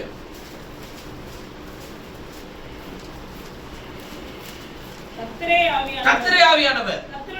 கர்த்தருடைய ஆவி எங்கேயோ அங்கே என்ன உண்டு? அங்கே விடுதலை உண்டு. நாம் எல்லாரும் திறந்த முகமாய் கர்த்தருடைய மகிமையை கண்ணாடியில காண்கிறது போல கண்டு ஆவியாய் இருக்கிற கர்த்தரால் அந்த சாயலாக தானே மகிமையின் மேல் மகிமை அடைந்து என்ன பண்ணுகிறோம்? மறுரூபப்படுகிறோம். மகிமையின் மேல் மகிமை அடைஞ்சு நம்மளை மறுரூபமாக்க தான் கர்த்தர் மகிமை கொடுத்திருக்கிறார். மகிமை கொடுத்தது எதுக்கு? இந்த உலகத்துல எல்லாருக்கும் முன்னாடியும் பாரு என் பிள்ளை எப்படி இருக்கு பாரு அப்படின்னு காட்டுறதுக்கா? மகிமை கொடுக்கிறது எதுக்கு? மறுரூபமாக்க. அதாவது என்ன சொல்லவே கூடாதுன்றத கடைசி வரையும் அவர் உறுதியா சொல்றாருன்னா, பாரு இங்க இருக்கிற வரையும் உனக்கு எல்லாத்தையும் கொடுக்கறத நீ சந்தோஷமா அனுபவி, சந்தோஷமா இரு. ஆனா அதை வச்சு கர்த்தர் என்னை உயர்த்தி இருக்கிறாரு, அதை வச்சு நான் பெருசா இருக்கிறேன், உன்னை காட்டிலும் நான் கர்த்தர் நல்லா வச்சிருக்கேன், இதெல்லாம் வேண்டாம். கர்த்தர் நம்மளை நல்லா தான் வச்சிருக்கிறார். பரவாயில்லைங்க, உங்க கர்த்தர் உங்களை நல்லா வச்சிருக்கிற. யார் சொல்லணும்? அவன் சொல்லணும். ஏன்னா அவன் அப்படி சொல்றதுக்காக தான் அவர் நாமத்தை பரிசுத்த குலைச்சல் ஆகாதபடிக்கு தேவன் உங்களை உயர்த்திட்டே இருப்பார். நம்முடைய கவனம் என்ன இருக்குன்னா, அந்த மகிமையினால் மகிமை அடைந்து மறுரூபப்படணும். இது வந்துச்சுனாக்க நம்ம இன்னும் கர்த்தர் இடத்துல போகணும், இன்னும் கர்த்தரை தேடணும், இன்னும் கர்த்தரை மகிமைப்படுத்தணும். இது வந்துடுச்சு. இனிமே எனக்கு என்ன தேவை? இனிமே எனக்கு என்ன பிரச்சனை? எனக்கு ஒரு பிரச்சனையும் இல்லை. அப்படி சொல்லிடுற ஒரு பிரச்சனை இல்லைன்னு சொல்லிட்டீங்கன்னா, டோர தட்டத்துக்கு காலிங் பெல் எடுத்த கர்த்தர் 10 பிரச்சனை அனுப்பிடுவார். ஒண்ணுமே இல்லை, நான் நல்லா இருக்கிறேன். டோர் தட்டிட்டு இருக்கோம், அது பாட்டுக்கு வந்து அடுத்த நாள் காலையில இருந்து ஆரம்பிக்கும். யார் முகத்துல முழிச்சேன்னு தெரியல, முழிக்கலாம் இல்ல, சொன்னதுதான் பிரச்சனை. ஐயா நீ நல்லா வந்துட்ட, நீ நல்ல ஆசீர்வாதமா இருந்த அப்படின்னு உலகத்தான் சொன்னா அவன்கிட்ட சொல்லுங்க, இதெல்லாம் நான் செய்யல, கர்த்தர் எனக்கு தந்தது. அவன் கர்த்தரை மகிமைப்படுத்துறானா, கர்த்தருக்கு எல்லா கணக்கும் மகிமை உண்டாகட்டும் சொல்லிட்டு போயிட்டே இருக்கு. ஏன்னா இதுல இருக்கிற ஒண்ண கூட நீங்க அழிட்டு போறது இல்ல. நீங்க போகும்போது எடுத்துட்டு போகக்கூடிய ஒரே காரியம் ஒண்ணு இருக்குன்னா அது கர்த்தருடைய வசனம் மாத்திரம் தான். ஏன்னா அது மாத்திரம் தான் உங்களை மகிமைப்படுத்த, மறுரூபப்படுத்த அது உங்களோட வரும். எலிசாவை பூமியின் தூளிலே அடக்கம் பண்ணினார்கள், ஆனால் அவன் எலும்புகளுக்குள்ளே கர்த்தருடைய மகிமையை அடைபெற்றிருந்தது. கர்த்தருடைய வசனத்துக்காக உங்கள் ஜீவியத்தை அர்ப்பணியுங்கள். இருக்கிற எல்லா விஷயத்துக்கும் நன்றி செலுத்துங்கள், எல்லாவற்றுக்கும் கர்த்தருக்கு கனத்தை உண்டாக்குங்கள். இல்ல இல்ல நான் இப்படிதான், என்னையெல்லாம் யார் நினைச்சாலும் என்ன பண்ண முடியாது, மாத்த முடியாது அப்படிலாம் நீங்க நினைச்சீங்கன்னா உங்களுக்கு முதல் எதிரியா ஆண்டவர் தான். நிச்சயமா சொல்றேன், உங்களை யாரும் மாத்த முடியாது நினைச்சீங்கன்னா நிச்சயமா கர்த்தர் உங்களுக்கு எதிரியா இருப்பார். உங்களை மாத்துறதுக்கு அவர் தான் முதல்ல வருவார். எங்க கூட்டிட்டு போவார் தெரியுங்களா? உங்களைய உபத்திரவத்தின் குகைக்கு கூட்டிட்டு போவார். அங்க போய் உங்களை என்ன பண்ணுவாருங்க? உங்களை என்ன ஆக்கணும்? உங்களை மறுரூபப்படுத்த உங்களை என்னென்னலாம் செய்யணுமோ அதுக்குள்ளதான் கூட்டிட்டு போகணுமா இல்லையா? யோசேப்புக்கு காண்பித்த தரிசனம் என்ன? தரிசனம் என்னங்க? யோசேப்புக்கு காண்பித்த தரிசனம் என்ன? 12 அறிக்கட்டுகளும் எனக்கு முன்பாக தாழ விணிந்து பணிந்து கொள்கிறது. சூரியனும் சந்திரனும் என்னை பணிந்து கொள்கிறது. தரிசனம் எப்படி இருக்கு? தரிசனம் எப்படி இருக்கு? நல்லா இருக்குல்ல? நல்லா இருக்கு. நிறைவேற எங்க போகணும்? முதல்ல குழியில இறங்கணும். சகோதரர்கள் வெறுக்கணும். சகோதரர்கள் குழியில இறக்கி விடுவான். அப்புறம் கண்ணு முன்னாடியே உன் வஸ்திரத்தை எடுத்து ரத்தம் துவைச்சி நீ செத்து போயிட்டான்னு சொல்லி உன் தகப்பனாருக்கு செய்தி அனுப்புவான். அப்புறம் உன் சகோதரனை உன்னை தூக்கி கொண்டு போய் யார்கிட்ட வித்து போடுவா? இதுல எல்லாம் செய்யும் போது யோசேப்பு என்ன கண்ணை மூடிட்டு படுத்திருந்தாரா? இல்ல காதை பொத்திட்டு இருந்தாரா? எதுவுமே தெரியாதவரா இருந்தாரா? அதற்கு தன்னை முழுமை என்ன பண்ணினாருங்க? ஒப்பு கொடுத்தார். போத்திபாரின் வீட்டுக்கு போனான். அங்கே அவனுடைய மனைவி அவனை பலவந்தம் பண்ண நினைத்தாள். கர்த்தருக்கு விரோதமாய் பாவம் செய்வது எப்படின்னு வஸ்திரத்தை விட்டு ஓடி போனா அதை அப்படியே ஏற்றுக்கொண்டான் யோசேப்பு. அதனால எங்க போனா? சிறைச்சாலை. கர்த்தர் ஏன் என்னை இந்த சிறைச்சாலைக்கு கொண்டு வந்தாருன்னு தெரியல. அந்த தரிசனத்தை பார்த்ததிலிருந்து நான் வெட்கப்பட்டு தலை குனிந்துதான் நான் இருக்கிறேன். ஐயா பொறுமையா ஜீவியமே முடிஞ்சிருமே, பொறுமையாயிரு. பானபத்திரக்காரன் வந்தான், சுயபாகி வந்தான். இருவருக்கும் ஒரு சொப்பனம் உண்டானது. இருவருடைய சொப்பனத்துக்கும் வியாக்கியானம் சொன்னான் யோசேப்பு. அப்பொழுது ஒருவன் விடுதலையாக்கப்பட்டான், ஒருவன் மரணத்துக்குள்ளே போனான். விடுதலையாக்கப்பட்டு போனவன் கர்த்தருடைய, அதாவது ராஜாவினுடைய சமூகத்தில் நிற்கிறவன். ராஜாவுக்கு ஒரு சொப்பனம் உண்டானது. அப்பொழுது நினைவு வந்தது அவனுக்கு, என்னுடைய சொப்பனத்துக்கு வியாக்கியானம் சொல்லி அதை அப்படியே நிறைவேறினதை பார்த்தவன் ராஜாவினுடைய சொப்பனத்துக்கு வியாக்கியானம் சொல்ல அவனாலே தான் ஆகும் என்பதை கர்த்தர் அவனுக்கு நினைவுபடுத்தினார். கர்த்தர் நம்மை நினைத்தருளி இருக்கிறார். அவர் நம்மை ஆசீர்வதிப்பார். அவர் எப்ப நினைச்சு நம்மளை கொண்டு வந்து நம்ம எந்த நிலையில நிறுத்தணும்ன்றத செய்யணும்னு விரும்புறாரோ அதுவரையிலும் அவர் கூட்டிட்டு போற எல்லா பாதைக்குள்ளயும் சந்தோஷமா போவாங்க. அது குழிக்குள்ளனாலும் சரி, போத்திபார் வீட்டுல அவமானப்பட்டு சிறைச்சாலைனாலும் சரி, எங்கனாலும் சரி, அதை சந்தோஷமா அப்படியே ஏற்றுக்கொள்ளுங்க. எப்ப பிரச்சனை வருது? அதை ஏற்றுக்கொள்ளாதனாலதான் பிரச்சனை வருது. நான் ஏன் இதுக்குள்ளெல்லாம் போகணுமான்ற போதுதான் பிரச்சனை வருது. ஏன் உன்னை அடையாளப்படுத்தணும், தேவன் உன்னை தெரிஞ்சு கொண்டாருன்னா நீ இதுக்குள்ளெல்லாம் போய்தான். இல்ல போகாம கர்த்தர் பார்வோனுக்கு அடுத்த ஸ்தானத்துல யோசேப்பை நிறுத்தினாரே, அந்த பொசிஷனை கர்த்தர் தர மாட்டாரா? அந்த பொசிஷனுக்கு வரணும்னா அவன் சிறைச்சாலைக்கு போகணும். எந்த பாடுகளும் உபத்திரவங்களும் இல்லாமல் எல்லாத்தையும் கொண்டு வந்து கர்த்தர் கையில கொடுத்துருவாருன்னா அப்படி யாருக்காச்சும் செஞ்சாருன்னு நீங்க சொல்லுங்க, நான் ஊழியத்தை விட்டுறேன். ஒரு நபருக்கு அப்படி செய்திருக்கிறான்னு நீங்க சொல்லுங்க. தாவீது ஆடுகளை மேய்ச்சிட்டு அவன் பாட்டுக்கு, அவனுக்கும் இந்த வீட்டுக்குமே சம்பந்தம் இல்லாத மாதிரி அவனை வச்சிருந்தாங்க. சாமுவேல் வந்த போது எல்லாரையும் அபிஷேகம் பண்ணினான். இவனையா இவனையான்னு கேட்டான். ஒருத்தரையும் கர்த்தர் சொல்லவே இல்லை. வேற யாராச்சும் இருக்காதான்னு கேட்டதுக்கு ஒருத்தர் இருக்கிறான். அவன் இள வயதும் சிவந்த வேணியும் ஆடுகளை மேய்க்கிறவனா இருக்கிறான். ஒருத்தவன் அனுப்பி வச்சிருக்கிறான். சரி அவனையும் வர சொல்லு பார்க்கலாம். அவனுக்கு ராஜாவுக்கான எந்த தகுதியும் இல்லை. ஆனால் உள்ளே வரும்போது கர்த்தர் சாமுவேல் இடத்துல சொல்றார், இவனையே நான் தெரிந்து கொண்டேன். சரி தெரிஞ்சுக்கிட்டு கர்த்தர் ராஜாவை அபிஷேகம் பண்ணார், கோலியாத்தை வீழ்த்திட்டார். நேரா போய் கர்த்தர் சிம்மாசனத்துல உட்கார வச்சுட்டாரா தாவீத? சவுலுக்கு பயந்து 15 வருஷங்கள் ஓடிக்கிட்டே இருக்கிறான். அதன் பிறகுதான் அவன் என்னவா ஆகுறான்? ராஜாவாகிறான். உன்னை தேவன் தேர்ந்தெடுத்திருந்தார்.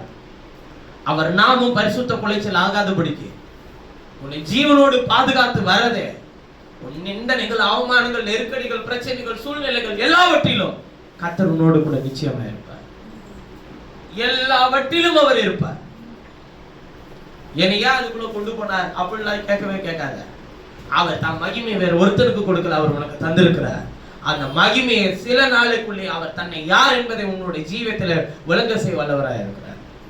அதனாலதான் சொல்றாரு 12வது வசனத்துல, யாக்கோபு நான் அழைத்திருக்கிற இஸ்ரவேலே எனக்கு செவி கொடு, நான் அவரே, நான் முந்தினவரும் நான் பிந்தினவரும். ஏன்னா எனக்கு முன்னாடி என்ன நடக்க போகுதுன்றது எனக்கு தெரியும், இதே போல உனக்கு பின்னாடி என்ன நடக்க போகுதுன்றது எனக்கு தெரியும். என் கரமே பூமியை அஸ்திபாரப்படுத்தி என் வலது கை வானங்களை அளவிட்டது, நான் அவைகளை கட்டளையிட அவைகள் அனைத்தும். நீங்கள் எல்லாரும் கூடி வந்து கேளுங்கள், கர்த்தருக்கு பிரியமானவன் அவருக்கு சித்தமானதை எங்க செய்வான்? பாபிலோன்ல செய்ய முடியுமா அவருக்கு சித்தமானதை? பாபிலோன்னா எங்கங்க? அடிமைத்தனத்தின் வீடு, பாரம்பரியத்தின் வீடு. ஆனா அவர் சொல்றாரு, எனக்கு பிரியமானவன் எனக்கு சித்தமானத பாபிலோன்லயே செய்வான். அப்பனா அவனால எங்க செய்ய முடியாதுன்னு அர்த்தம் இல்ல, எல்லா இடத்துலயும் அவன் எனக்கு சித்தமானதை செய்வான். இதே ஜெபத்தை நாம எப்படி செய்வோம்? அவரு சொல்றாரு எனக்கு பிரியமானவன் எனக்கு சித்தமானதை செய்வான்றாரு. இப்ப நாம என்ன பண்ணிட்டு இருக்கிறோம்? உமக்கு சித்தமானதை எனக்கு என்ன பண்ணாண்டவரே? அவரு என்ன நினைப்பாரு?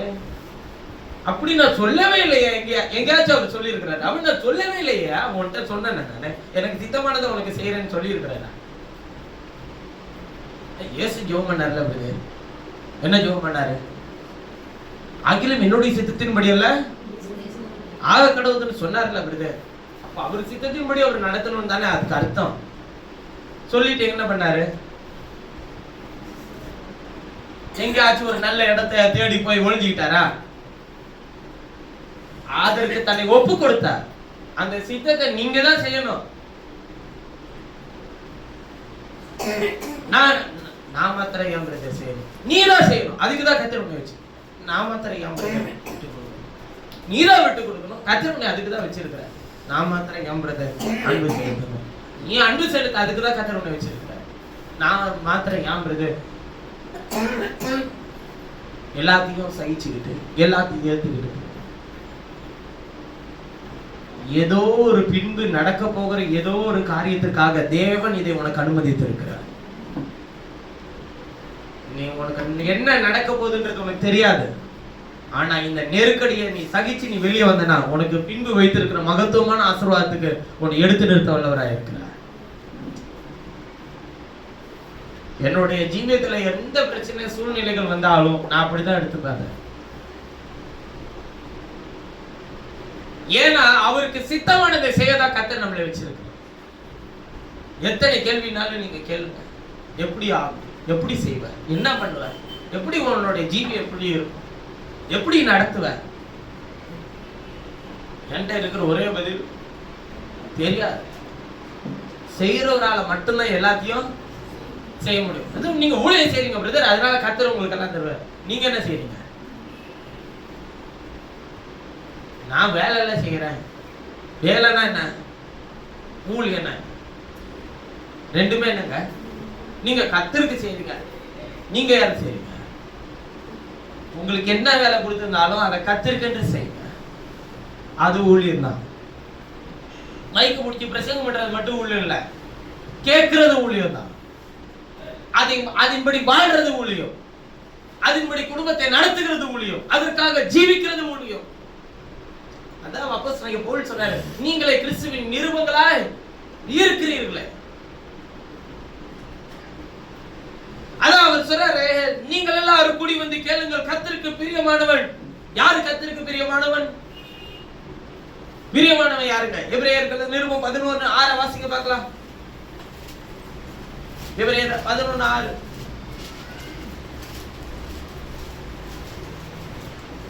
விசுவாசம்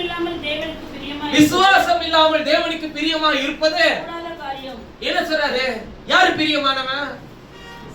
விசுவாசம் இருந்தா அவன் தான் கர்த்தருக்கு பிரியமானவன். விசுவாசமே இல்லாமல் தேவனுக்கு பிரியமாய் இருப்பது கூடாத காரியம், முடியாது. நிச்சயமா அவருக்கு பிரியமா இருக்க முடியாது. எது மேல விசுவாசம் இருக்கணும்? தேவன் ஒருவர் உண்டென்றும் அவர் தம்மை தேடுகிறவர்களுக்கு பலன் அளிக்கிறவர் என்றும் விசுவாசிக்க வேண்டும். பலன் அளிப்பாரா மாட்டாரா அப்படி இல்ல, பலன் அளிக்கிறவர். தம்மை தேவன் ஒருவர் உண்டென்றும் அவரை தேடுகிற எனக்கு நிச்சயமாய் பலன் கொடுப்பார் என்றும் விசுவாசிக்க வேண்டும். கொடுப்பாரா கொடுக்க மாட்டாரா? கொடுப்பார். சகோதரர்கள் விட்டு போட்டுட்டாங்க, கொடுப்பாரா கொடுக்க மாட்டாரா? போத்திபார் வீட்டுக்கு அடிமையா போறோம், கொடுப்பாரா கொடுக்க மாட்டாரா? போத்திபாருடைய மனைவி பலவந்தம் பண்ண நினைக்கிறா, அதனால நான் வஸ்திரத்தை விட்டு ஓடி போனேன், சிறைச்சாலை தான் கொடுத்து எனக்கு கிடைச்ச பரிசு, பலன் கொடுப்பாரா கொடுக்க மாட்டாரா?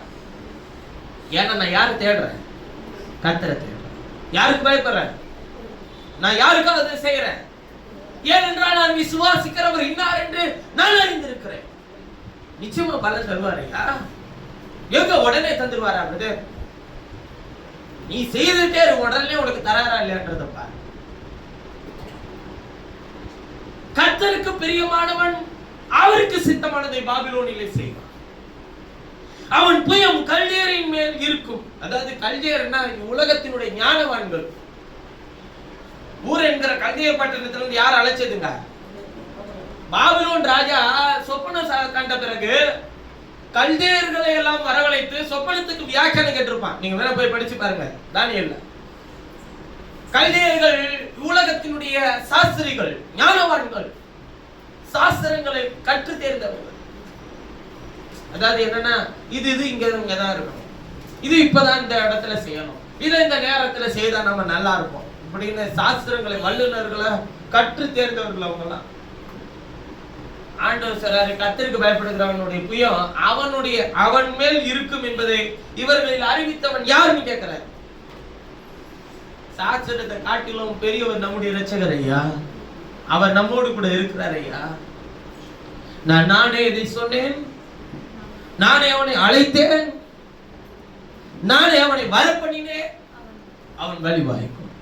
எங்க இருந்து வரவனுடைய வழி வாய்க்குங்க? உபத்திரவத்தின் புகையிலிருந்து யூதாவின் நீரூற்றிலிருந்து வரவனை தெரிஞ்செடுத்தவனுக்கு நீ செய்யறதெல்லாம் செய்யறது பூரா எல்லாம் அக்கிரமம். ஆனா நம்ம சொல்றது என்ன? அவன் செய்வதெல்லாம் வாய்க்குன்னு சொல்லி இருக்கிறீங்க. எனக்கு ஏன் ஆண்டவர் ஒன்றும் வாய்க்கவே மாட்டேங்குது, ஏன் ஒன்றும் நடக்கிறது இல்லை? வழியை கொஞ்சம் மாத்திக்க. யாருக்காக விட்டு கொடுக்க வேணாம், நீ கத்திற்காக விட்டு கொடு, கத்திற்காக அன்பு செலுத்து, கத்திற்காக ஜீவி. நான் என்ன சொல்றேன்? கடிந்து கொள்ளுதலும் சீர்படுத்துதலும் இல்லாமல் தேவன் தம்முடைய பிள்ளைகளிடத்தில் கிரியை செய்கிறது இல்லை. யாருக்காச்சும் பன் பட்டர் ஜாம் தடவி கொடுத்திருக்கிறான்னு நீங்க சொல்லுங்க பார்க்கலாம்.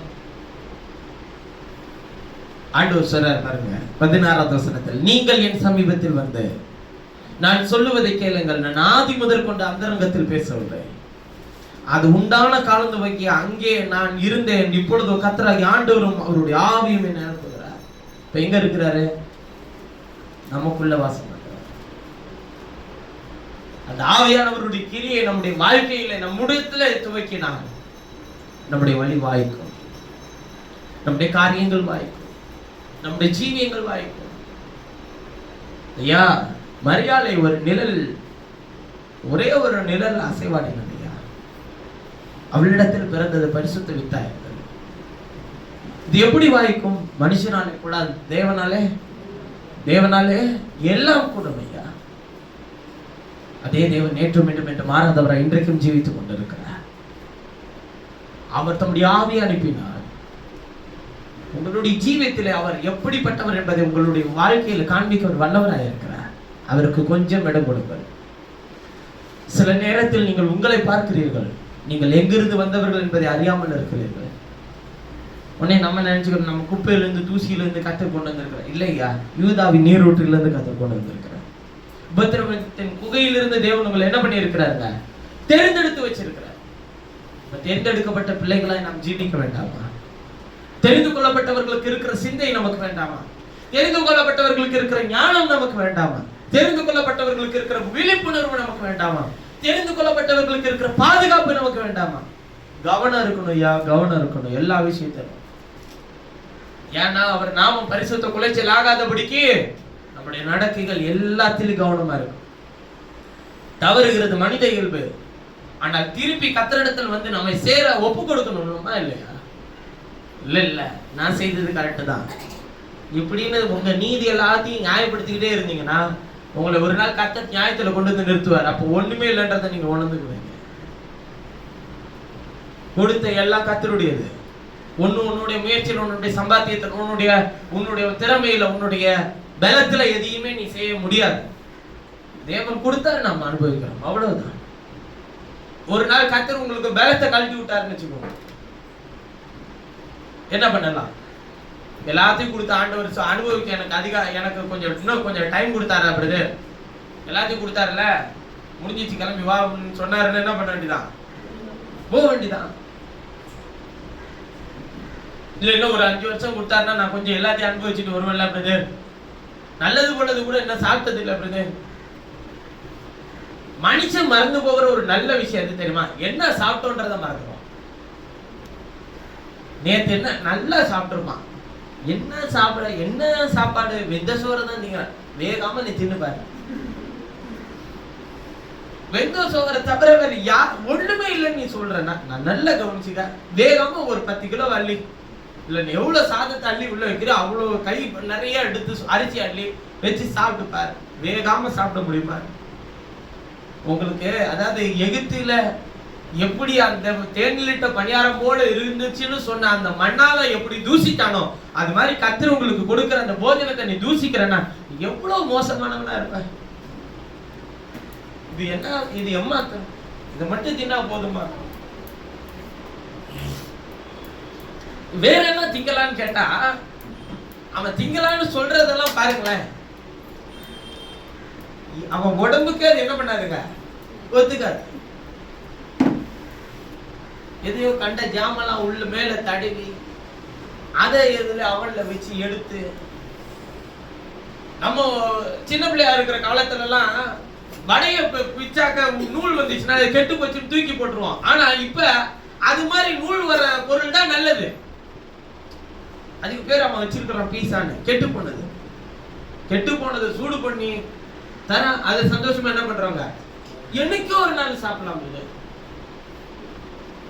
என்ன சொல்ற, தேவையானதை சாப்பிடுங்க, அவசியம் இல்லாததை கொண்டு வர. வெயிலுக்கு ஏதாச்சும் குளிச்சு நல்ல ஜில்லுன்னு குளிச்சா நல்லா இருக்கும்னு சொன்னது பிரதர். வீட்டுல லெமன் எடுத்துட்டு போய் அது யாரு பிரதர் குளிருது, கைய வெட்டி கீழே போட்டுருங்க. அது எதுக்கு அந்த கை இருக்கு?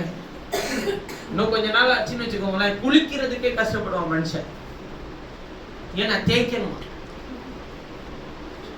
ஒரு செவரு நல்லா கட்டி போட்டுட்டு அதுல மாடு மாதிரி தேய்ச்சிப்பான். ஏன்னா எல்லாம் கையெல்லாம் தூக்க முடியல பாருங்க. நீ வரக்கூடிய காலத்துக்கு கையை பின்னாடி வேலையே செய்ய மாட்டேங்கிறாங்க. உடல் உறுப்புக்கு எந்த வேலையும் கொடுக்காம வச்சிருந்து உன்னை கொண்டு போய் அடக்கம் பண்ணும் போது என்ன செய்ய போற? ஒண்ணுமே கிடையாது. நல்லா உழைங்க, கொஞ்சமாச்சு கையை கால ஆட்டி வெளியெல்லாம் கொஞ்சம் நடக்கையா. அதாவது மனுஷனுக்கு வாகனத்தை கண்டுபிடிச்சது எதுக்குன்னா ஒரு இடத்துல இருந்து இன்னொரு இடத்துக்கு சீக்கிரமா போறதுக்கு. ஆனா அது எங்க போனாலும் ஒரு நடன்ற ஒரு விஷயமே ஒழிஞ்சு போயிடுச்சு. எங்க அப்பாட்ட முன்னாடி வண்டி வாங்கணும்னு சொன்னா இங்கிட்டு இருந்து இங்கிட்டு நடந்து கடைக்கு போறதுக்கு எனக்கு எதுக்கு வண்டின்னு கேட்பாரு.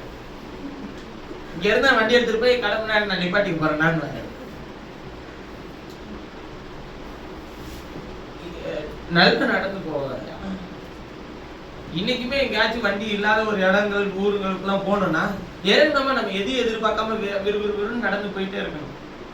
இல்ல நம்மளால நடக்க முடியல. வயசான காலத்துல சொல்லலாம், ஒரு 60 வயசுல, இன்னைக்கு 30 வயசு எனக்கு ஆயிடுச்சுன்னா நானே வயசான மாதிரி ஃபீல் பண்றது. என்னோட மோசமா இருக்குதுங்க இங்க உட்கார்ந்து இருக்கிற சின்ன இதெல்லாம். வயசான மாதிரி கால் வலிக்குதுன்றா, இடுப்பு வலிக்குதுன்றா, தலை. அதெல்லாம் யாருக்கு வர வேண்டியதுன்னா ஒரு 30-40 வயசு வரவங்களுக்கு தான் இடுப்பலி, தலைவலி, கை கால் வலி பிரச்சனை, கை கொடைச்சல் சொல்ற இதெல்லாம் வியாதியெல்லாம் பாத்தீங்கன்னு வச்சுக்கோங்களேன், வித்தியாசமா இருக்கு. எதனால வருதுன்னு நினைக்கிறீங்க? தேவையான உடலுக்கு தேவையான நல்ல விஷயம் என்ன பண்ணல, இல்ல தேவையில்லாத இதுதான் நல்லா உள்ள போகுது. குறுக்குறே, தோசை, எவன் கண்டுபிடிச்சதுன்னா ஒண்ணுமே புரியல. அதாவது முன்னாடி ஒரு காலத்துல நம்ம தாயார் தகப்பனார்ல என்னை கூட்டு போனா தோசை எனக்கு வாங்கி தரீங்களா அப்படின்னு நான் கேட்டதெல்லாம் உண்டு. தோசை வந்து ஸ்பெஷலான உணவு. இப்ப பார்த்தா 3 வேளையா தான் திங்கிறான். தோசை என்ன சாப்பிட்ட? தோசை என்ன சாப்பிட்ட? தோசை. செத்துருவ, சீக்கிரமா போய் செத்துருவா. தோசையை தின்னாதீங்க, தயவு செய்து நிறைய தின்னாதீங்க. நல்ல தேவையான ஆகாரத்தை எடுத்துக்கோங்க. அதாவது நீங்க உங்களுக்காக உயிர் வாழலனாலும் சரி, நீங்க உயிர் வாழ நல்லா சாப்பிடலனாலும் சரி, கர்த்தர் உங்களை கொண்டு என்ன சித்தத்தை செய்து முடிக்கணும்னு வச்சிருக்கிறாரோ அதுக்காக உங்க உடலை பராமரிக்க வேண்டிய பொறுப்பும் கடமையும் உங்களுடையது. நல்லதா சாப்பிடுங்க. கர்த்தருக்குள்ள ஒரு தீர்மானம் எடுங்க. அனாவசியமானதை நான் புசிக்க மாட்டேன்னு சொல்லி ஒரு தீர்மானம் எடுங்க. இந்த சரீரம் குப்படப்பா இல்ல, எல்லாத்தையும் உள்ள போடுறதுக்கு. கர்த்தர் உருவாக்குன இயற்கையாய் தேவன் உருவாக்குன எல்லாமே நல்லது. அவன் உரம் போட்டு தான் வருது, என்னமோ போட்டு வருது, அது இயற்கையானது, உருவாக்குனது, பரவாயில்ல சாப்பிடு. ஜீவன் உள்ளது எல்லாத்துக்கும் மதிப்பு கொடுங்க, சாப்பிடுங்க. ஜீவன் இல்லாத ஒண்ணு அது இருக்கிற ஜீவனையும் அழிச்சிருவாங்க வச்சு வச்சு வச்சு வச்சு. நல்லா சாப்பிடுங்க, நல்ல ஆரோக்கியமா இருங்க, தேவையானது எடுத்துக்கோங்க. நீங்க பாருங்களேன், எண்ணங்களும் இது மாதிரி விஸ்தாரப்படவே மாட்டேங்குது. இந்த மாதிரி அந்த கோழிங்க மாதிரியே தண்ணிக்கு நான் மட்டும் இருந்தா பக்கத்துல எவனும் வர வேண்டாம். அதே மாதிரி ஒதுங்கி ஒதுங்கி மூளையில ஏதாச்சும் நீங்க பாருங்களேன், கோழி பண்ணைக்கு போனீங்கன்னா இந்த கோழிங்கெல்லாம் பாருங்களேன், நல்ல இடம் தாராளமா இருக்கும், உட்காராது, அங்கெல்லாம் அலையவே அலையாது. அது ஒரு மூளையை தேடிக்கிட்டே இருக்கும். மூளையில தான் சண்டை போட்டுக்கிட்டே உட்காந்துருக்கும் ஒண்ணுக்கு ஒண்ணு. அதை திங்கிறது பூராமே இப்ப என்னவாயிருச்சு, மூளையை தேடுறான், அங்க உட்காந்துக்கிறான். முன்னாடி நம்ம சொல்றோம், அதாவது என்ன யாருன்னா வெளியே அந்த வட மாநிலத்திலிருந்து வந்தவன் குத்த வச்சு உட்கார்றான். நம்ம நாட்களை போய் பாருங்க, மூளையில உட்கார்ந்து இருக்கிறவனை போய் பாருங்க, அழகா உட்கார்ந்துருப்பான் குத்த வச்சு. லைட்டு தேவையில்ல அவனுக்கு, எதுவும் தேவையில்ல, குத்த வச்சு அழகா உட்கார்ந்துருப்பான். நான் திரும்ப சொல்றையா, நல்ல விஷயத்த கேளுங்க, அதை பின்தொடருங்க, அதை மாத்திரம் எடுத்துக்கோங்க, அதை மாத்திரம் பின்தொடருங்க. ஏதாவது தப்பு இருக்கா சரிப்படுத்திக்கோங்க. இல்ல நான் செய்தது கரெக்ட் தான் வாதம் பண்ணாதீங்க. தேவன் நமக்கு கொடுத்திருக்கிற எல்லா பாதையிலும் அவருக்கு உண்மையாய் நடந்து கொள்ளுங்க. அவருடைய வார்த்தைக்கு கீழ்ப்படியுங்க. வேற ஒண்ணும் செய்ய வேண்டாம். எந்த மனுஷனுக்கு கீழ்ப்படிய வேண்டாம், கர்த்தருக்கு மாத்திரம் கீழ்ப்படியுங்க. மனுஷனுக்கு கர்த்தருடைய வார்த்தையின்படி கீழ்ப்படியுங்க. சொல்றது வசனத்துல இருக்கா, அது யார் சொல்றான்றது முக்கியம் இல்ல, கர்த்தருடைய வார்த்தையில இருக்கா, அது ஏத்துக்கணுமா இல்லையா? ஆண்டவர் சொல்றாரு, பலன் கொள்ள சாப்பிடு, பலவீனப்படுத்துறத சாப்பிடுன்னு சொல்றாரா? தேவன் நமக்கு கொடுத்திருக்கிற பலன் உள்ள எல்லாத்தையும் புசிங்க. சரீரத்தை கவனமாய் பார்த்துக்கணும். வெயில் உஷ்ணம் வருது, அதை பாதுகாக்க நம்ம என்னென்னலாம் செய்யலாம், எல்லாத்தையும் செய்யலாம். உங்க சரீரத்தின் மேல ஒரு கவனம் வேணுங்க உங்களுக்கு. அதுக்குன்னு தொட்டது 300க்கும் போய் ஹாஸ்பிட்டல்ல போய் தலையை கொடுத்து நிக்காதீங்க. எந்த அளவிற்கு தேவையான எல்லா விஷயத்தையும் உங்களால முடியுதோ அத்தனையும் செய்து கொள்ளுங்க. அப்புறம் முடியாத பட்சத்துல எங்க போங்க, ஹாஸ்பிட்டல் போங்க. தேவன் நமக்கு கொடுத்திருக்கிற ஒவ்வொன்றும் பரிசுத்தமானது, விலையேற பெற்றது. அதை பாதுகாக்க வேண்டியது, அதை அனுசரிக்க வேண்டியது, அதை பாதுகாத்து நடத்த வேண்டியது தேவன் நமக்கு கொடுத்திருக்கிற கடமை. அதை செய்து முடியுங்கள். ஏனென்றால் நீங்கள் யூதாவின் நீரூற்றிலிருந்து சுரந்தவர்கள். யோவான் ஸ்நானகன் ஒட்டகமேர் தடித்தவனாய் யோர்தானின் அருகே நிற்கும் போது வெட்டுக்கிலும் காட்டுத்தேனை தவிர வேற எதுவுமே சாப்பிடாத. இயேசு இந்த பூமிக்கு வந்த போது அவர் எல்லாத்தையும் புசித்தார். அவரை தான் பார்த்து சொன்னாங்க, திராட்சை ரசம் குடிக்கிறதுனால என்னை மதுபானம் பண்ணுகிறவர்கள் என்று நீங்கள் சொல்லுகிறீர்கள். அவரே சொல்றார், நான் அப்பம் புசிக்கிறதுனால என்ன போஜன பிரியர் என்று நீங்கள் சொல்லுகிறீர்கள். அவரே சொல்றார். ஏன் அப்ப எனக்கு பலன் கொள்ள நான் சாப்பிடுறேன். தேவன் உங்களுக்கு என்ன கொடுத்திருக்கிறாரோ அதை பின்தொடருங்க. சரி வரலையா விட்டுரு. கொஞ்சமாச்சும் சரி வரல, அதனாலதான் பிரதர் எதையுமே நான் சாப்பிடுறது இல்ல. தேவையில்லாத எப்படி உள்ள போகுது. இது போலதான் வாழ்க்கையிலும் தேவையில்லாத விஷயங்களுக்கு, தேவையில்லாத பேச்சுகளுக்கு, தேவையில்லாத நம்மளை குறித்து வச்சிருக்கிற கருத்துக்களுக்கெல்லாம் முக்கியத்துவம் கொடுத்துக்கிட்டு அதெல்லாத்தையும் தூக்கி மண்டையில வச்சுக்கிட்டு அதை யோசி அதன்படி வாழ்றதுக்கு அவனுக்கு பதில் கொடுக்க நம்ம வாழ்ந்து காட்டணுமேனு வாழ்றோம். கர்த்தர் இவ்வளவு சொல்லி வச்சிருப்பாரு. இதை பத்தி எல்லாம் நமக்கு என்னவே இல்லை, கவலை இல்லை. அதான் சொல்றாரு, கர்த்தர் கொடுத்த ரட்சிப்பை குறித்து கவலையிட்டு இருப்போம்னா நாம் எப்படி ஆக்கினிக்கு தப்பித்துக் கொள்வோன்ற. பாருங்க, உங்களை சுற்றி என்ன நடக்குது, யார் என்ன பேசுறா, என்ன உங்களை பத்தி சொல்றாங்க, உங்களுடைய வாழ்க்கை எப்படி போகுதுன்னு சொல்லி மனுஷங்க சொல்றத பத்தி எல்லாம் கவலைப்படாதீங்க. ஏன்னா அது எதுவுமே நடக்க போறது இல்ல. கர்த்தர் என்ன சொல்லி இருக்கிறாரோ அதுக்கு முக்கியத்துவம் கொடுங்க. அவங்கள்ட்ட போய் பதில் சொல்ல தேவையில்ல. நீ இதுக்கு முக்கியத்துவம் கொடு, அது பதில ஆண்டவரே சொல்லிடுவார். கர்த்தர் சொன்ன வார்த்தைக்கு முக்கியத்துவம் கொடுங்க. கர்த்தர் உங்களை ஆசீர்வதித்து வழிநடத்தும். நாம் யாவர் ஜெபம் செய்ய யூதாவின் நீரூற்றிலிருந்து உபத்திரவத்தின் குகையிலிருந்து தெரிந்து கொள்ளப்பட்டவர்களுடைய வழி வாய்க்கும். அவர்கள் செய்கிறது எல்லாம் வாய்க்கும். தேவன் ஆசீர்வதித்து நிலைநிறுத்தவர்களாக இருக்கிறார். எங்கள் நேசிக்கிற எங்கள் பரலோக பிதாவே, நீ தந்த நல்ல காலை வேலைக்காக நன்றி. ஆண்டவரே, இந்த மதியான வேளையில் உம்முடைய சமூகத்திலே கூடி வந்திருக்கிற உம்முடைய பிள்ளைகளுக்கு இந்த உஷ்ணமான நேரத்திலும் நீர் பேசின நம்முடைய வார்த்தையின் வெளிச்சங்களுக்காக நன்றி செலுத்துகிறேன். தொடர்ந்து வழி விலகாமல் வழி நடுங்கள் என்று சொல்லத்தக்கதான கிருபையும் பலத்தையும் உம்முடைய ஜனத்துக்கு தந்த ஆசீர்வதியும். உம்முடைய சமாதானத்தினால் இடை கட்டி உம்முடைய பிள்ளைகளை எடுத்து நிறுத்த வேண்டுமா நான் ஜெபிக்கிறேன். உம்முடைய சத்தியம் அவர்களுக்கு பரிசீலிக்கமா இருக்கட்டும். உம்முடைய வார்த்தையினால் உண்டாகிற கிருபை இரக்கத்தை நீர் அவர்களுக்கு தங்க நடத்தும். இயேசு கிறிஸ்துவின் நேற்ற நாமத்தில் வேண்டுதல் செய்கிறேன் ஜீவனுள்ள நல்ல பிதாவே. என் ஆத்துமாவே கர்த்தரை சோதரி, என் முழு அவருடைய பரிசுத்த நாமத்தை சோதரி. என் ஆத்துமாவே கர்த்தரை சோதரி. கர்த்தர் செய்த சகல உபகாரங்களின் ஆமென். நாம் யாரும் கர்த்தருடைய